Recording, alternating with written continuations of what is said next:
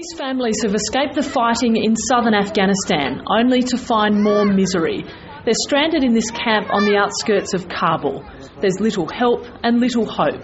Some are going to extreme lengths to survive. This man says many people are suffering. He even tried to sell his daughter to buy medicine, but no one wanted her. His sister-in-law is gravely ill with kidney failure.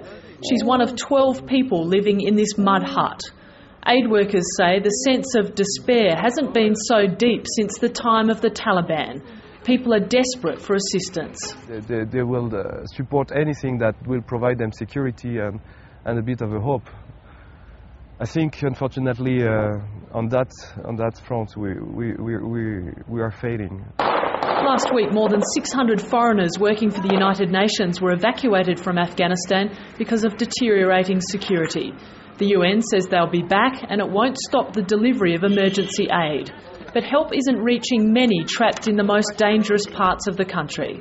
The situation is already extremely desperate for people living here, but it's about to get a lot worse. When winter arrives in a few weeks, this whole area will be covered with snow. That means more suffering, more respiratory illnesses, and often more child deaths. Some children didn't even make it this far. This man's 9-year-old daughter was killed in a US bombardment a year ago, along with 2 of his brothers and a nephew. He says he's been sad and hasn't been able to sleep properly since his daughter's death and keeps remembering the family members he lost. Thousands of civilians are facing yet another bleak winter. As Afghan government corruption swallows much-needed resources, many displaced civilians believe they have become the forgotten casualties of the war.